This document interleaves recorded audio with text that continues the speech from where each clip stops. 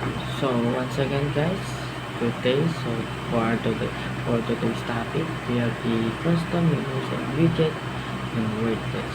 So of course our objective is to create and customize navigation menu, then also manage widget. Then so without further ado, so let's step 1. So first we have to log in. Then once na makalagin na tayo, let's head to our selected child team yung ginawa natin kanina. Then create lang tayo ng menus, add menu item, then pagtas pumunta ng appearance at menu item, then ayun yung mga ginagawa natin at event. Pwede rin tayo maglagay ng mga iba't iba para maging parang ano lang siya, layout.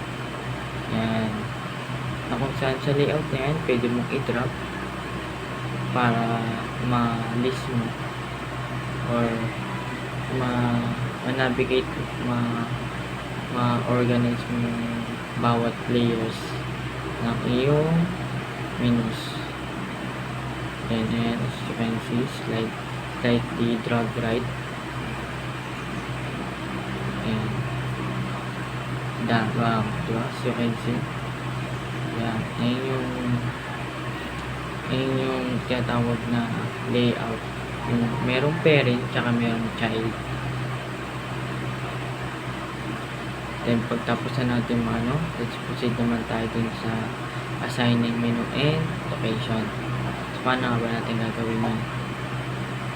So first hintay lang natin, then visit lang natin yung menus. Once na visit natin yung menus, try natin i-check yung appearance, then customize again, then after that activate. Then pag na-activate na natin, let's go back to our mag-view lang tayo ng ilang themes para ma-determine natin kung matatawag natin or may i-install natin yung menu na hinan natin kanina.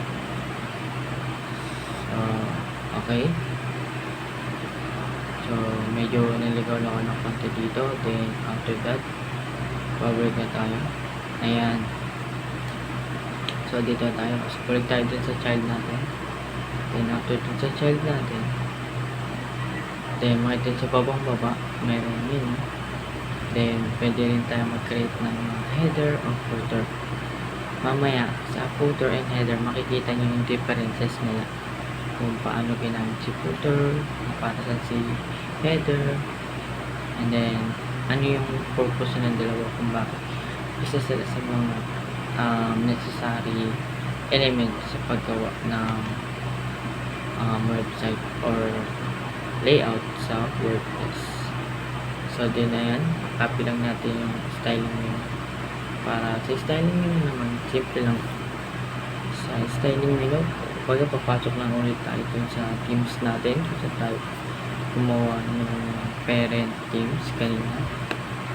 Okay, then kukopy na natin siya, dadagdagan natin siya ng konti sa baba para ma-retain and ma-perceive natin yung ginawa natin unang project.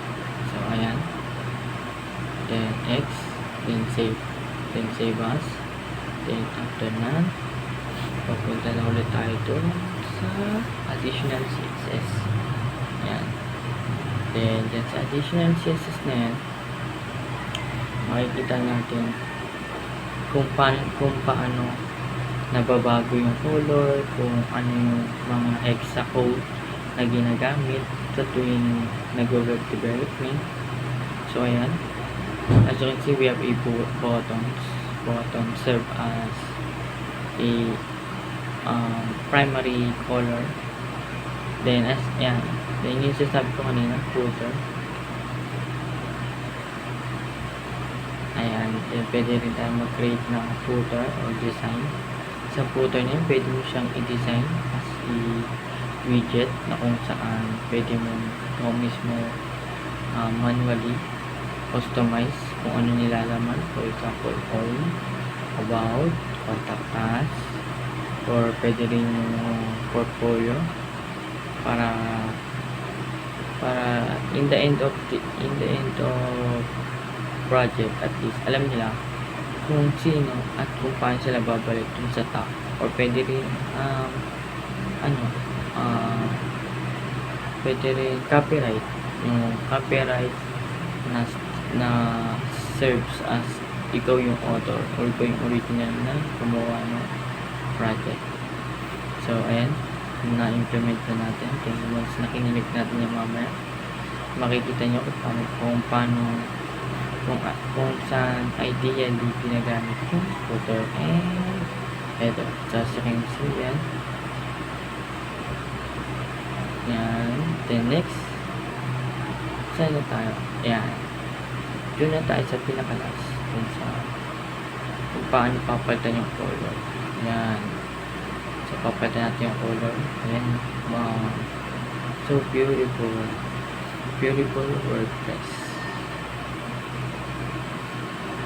Then after that, pwede rin natin palitan yung color ng fonts. Ayan, para pwede nyo siyang laruin para malaman nyo kung paano at saan at kung kailan gagamitin, para at the same time yung yung pagpili nyo ng fonts or customized theme is pwedeng kayo mismo ang pumili sa sarili nyo, para at the same time matatansya nyo kung pangit pa siya o maganda pa siya, with the use of modifying CSS style sa menus.